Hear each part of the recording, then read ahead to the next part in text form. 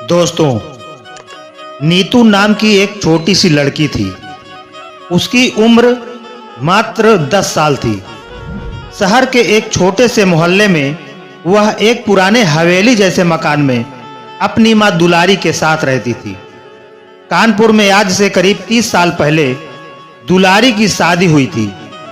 गांव की होने के कारण शहर के तौर तरीके उसे समझ नहीं आते थे। दुलारी के पति भगत राम बाजार में एक दुकान में नौकरी करते थे। आज से करीब 5 साल पहले उनके सिर में तेज दर्द उठा। अस्पताल ले गए। वहां सारे टेस्ट हुए तो डॉक्टर ने बताया इन्हें ब्रेन ट्यूमर है। दुलारी की तो जैसे जिंदगी ही बदल गई।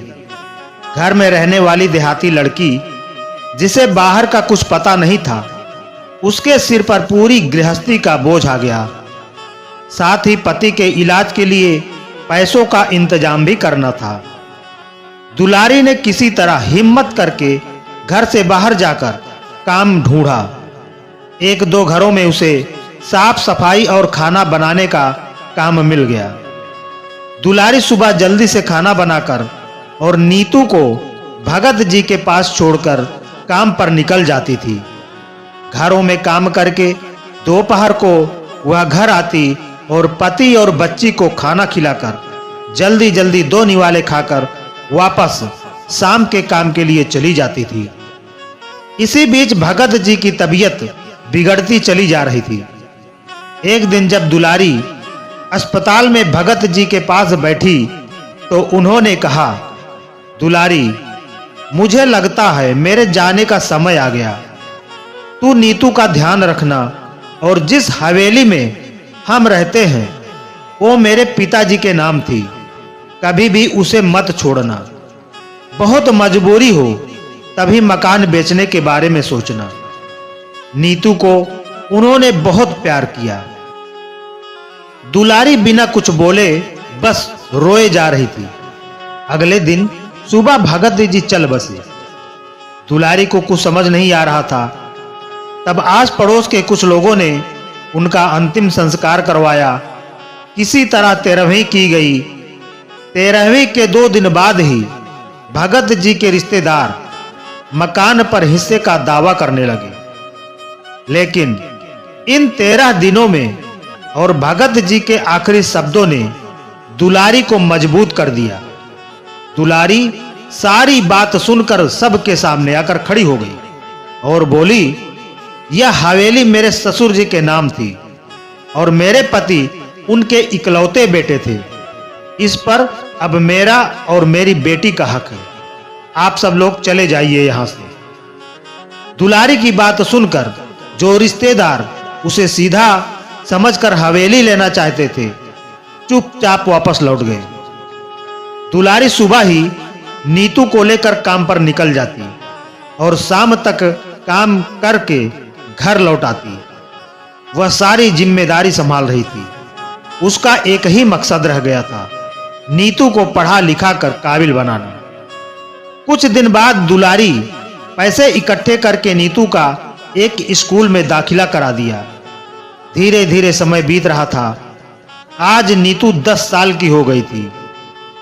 एक दिन दुलारी जब शाम को घर आई तो नीतू ने उससे कहा, मम्मी, आज एक आदमी आया था, यह खत दे गया है। दुलारी ने कहा, बेटा जरा इसे पढ़कर सुना, मुझे तो पढ़ना नहीं आता है। नीतू ने लिफाफा खोला और बोली, अरे मां, ये तो इंग्लिश में है। इतनी इंग्लिश तो मैं भी नहीं जानती। दुलारी ने उससे खत ले लिया और अपने पास संभाल कर रख लिया। अगले दिन वह जिस घर में काम करती थी उसकी मालकिन से खत पढ़वाया। उन्होंने बताया कि तुम्हारी हवेली बहुत पुरानी है। सरकार वहां उसे एक स्मारक बनाना चाहती है। यह सुनकर दुलारी के होश उड़ गए। नहीं नहीं मालकिन, आप इसका जवाब लिख दो। हमें नहीं बेचना अपना घर। हम कहां जाएंगे? यह सुनकर उसकी मालकिन ने कहा, दुलारी चिंता मत करो, मैं इसके बारे में पता करूंगी। लेकिन जहां तक मुझे पता है तुम्हें इसके बदले में सरकार बहुत सारा पैसा देगी। दुलारी ने कहा, मालकिन हम पैसा लेकर क्या करेंगे, हमारा गुजारा तो हो ही जाता है। मालकिन ने उससे कहा, अच्छा 1-2 दिन रुक जा, मैं सब पता करके बताती हूँ। दुलारी काम खत्म करके घर आ गई। उसे आज बहुत चिंता हो रही थी, न जाने सरकार कब उसका घर छीन ले। वह कहाँ जाएगी, नीतू का क्या होगा। 2 दिन में दुलारी बहुत परेशान हो गई। 2 दिन बाद उसकी मालकिन ने बताया, दुलारी तेरी तो किस्मत खुल गई, जानती है इस घर के बदले तुझे करोड़ों रुपए मिलेंगे, इससे तू हमारे से भी बड़ा घर ले सकती है। उसके बाद भी इतना पैसा बचेगा कि तुझे कभी काम करने की जरूरत नहीं पड़ेगी। दुलारी को कुछ समझ नहीं आया। उसकी मालकिन बहुत अच्छी थी, उन्होंने सारा काम करवा दिया। दुलारी को बहुत सा पैसा मिला। उसने अपनी मालकिन की मदद से एक घर भी ले लिया। बाकी पैसे उन्होंने बैंक में जमा करवा दिए, जिसका हर महीने ब्याज आता था। दुलारी का सारा काम पूरा हो गया। वह अब अपने नए घर में पहुंच गई। एक दिन वह भगत जी की फोटो के सामने खड़े होकर रो रही थी।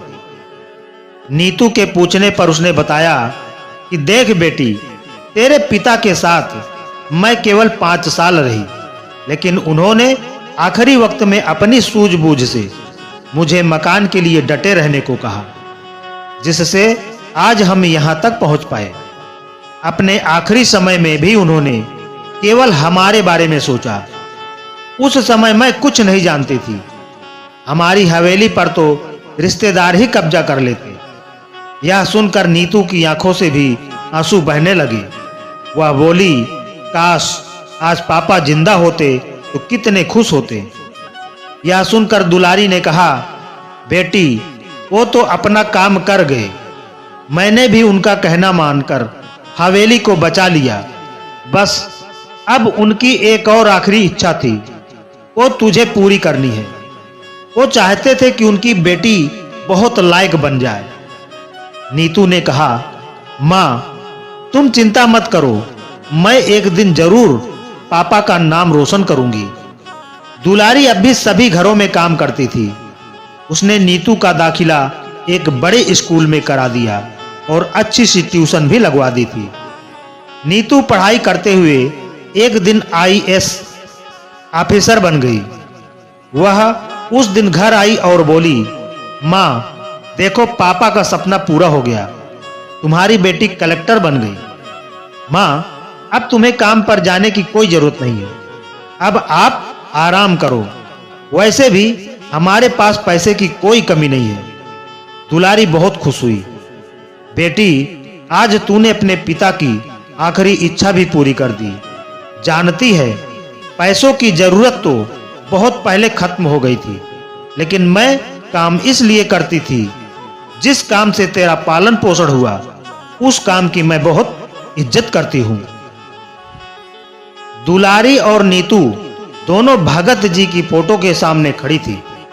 दुलारी ने कुछ देर उनसे बात की, फिर आकर पलंग पर बैठ गई।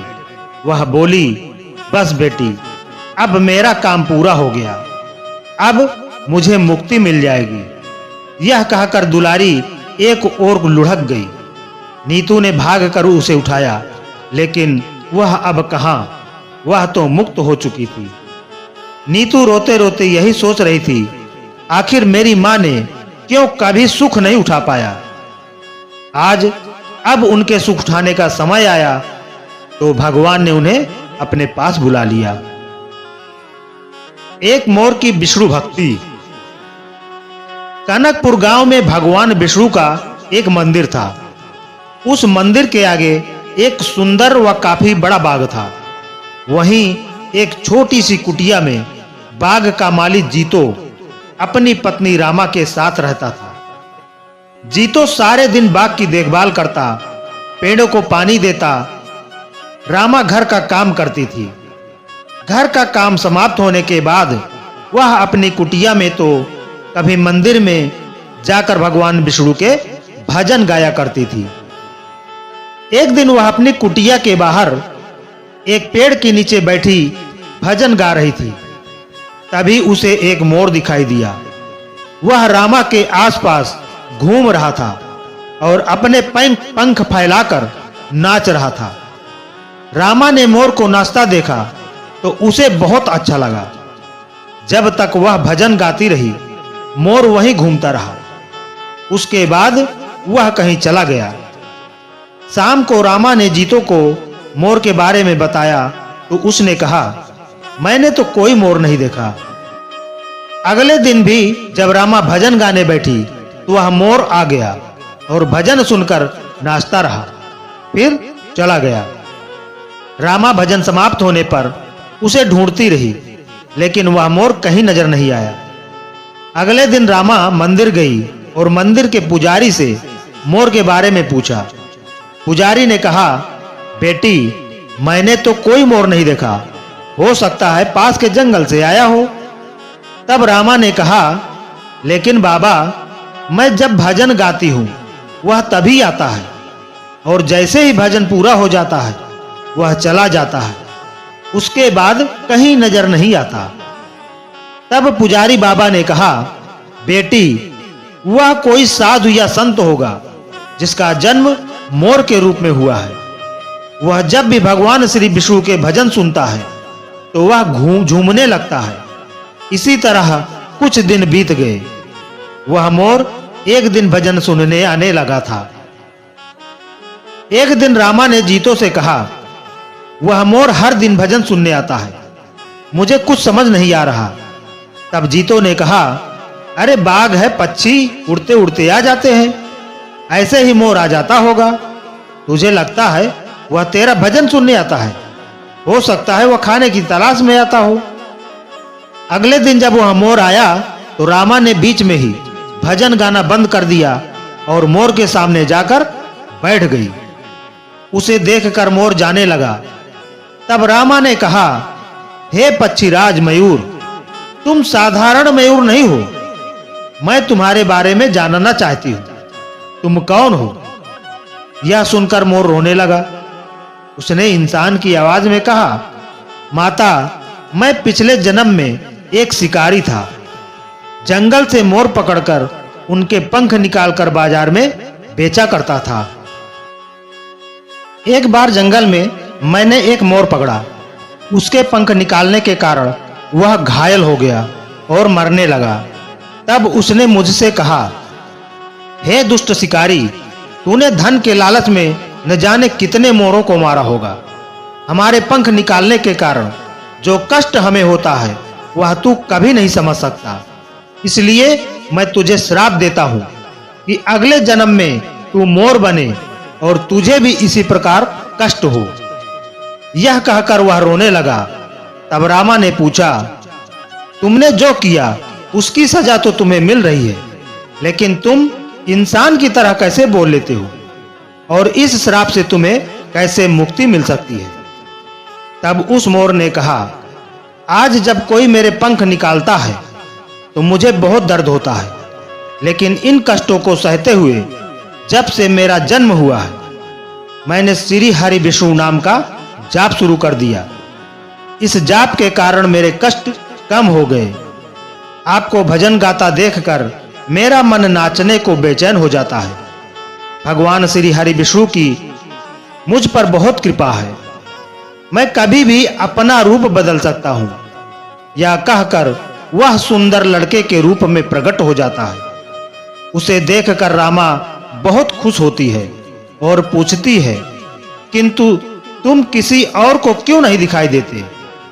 तब मोर रूपी लड़के ने कहा, मैं इंसान के रूप में रहता हूं, किंतु जब कोई श्री हरि विष्णु के नाम का गुणगान करता है तो मैं अपने को रोक नहीं पाता और मोर के रूप में नाचने लगता हूं। रामा ने आगे पूछा, तुम्हें इस श्राप से कैसे मुक्ति मिल सकती है? क्या मैं तुम्हारी कोई मदद कर सकती हूं? तब मोर ने कहा, माता, यह बहुत कठिन है। यदि आप अपने पति के साथ 1 सप्ताह तक बिना अन्न जल ग्रहण किए यज्ञ का अनुष्ठान करें और मुझे पुत्र के रूप में पाने की कामना करें तो भगवान विष्णु की कृपा से मुझे मोर के जन्म से मुक्ति मिल जाएगी और मैं आपको पुत्र के रूप में प्राप्त हो जाऊंगा। रामा ने शाम को यह बात जीतो को बताई। जीतो ने मंदिर के पुजारी से बात की और यज्ञ का अनुष्ठान किया। 7 दिन लगातार यज्ञ चलता रहा। 7वें दिन यज्ञ की अंतिम आहुति के साथ मोर ने अपने प्राण त्याग दिए और 9 महीने बाद रामा के गर्भ से एक तेजस्वी बालक के रूप में जन्म लिया। भगवान विष्णु की कृपा से हर प्राणी को कष्टों से मुक्त मिल जाती है। आपको यह कहानी कैसी लगी कमेंट करके जरूर बताएं। वीडियो को लाइक करके ज्यादा से ज्यादा शेयर करें और अभी तक हमारे चैनल को सब्सक्राइब नहीं किया है तो प्लीज सब्सक्राइब जरूर कर लें। धन्यवाद।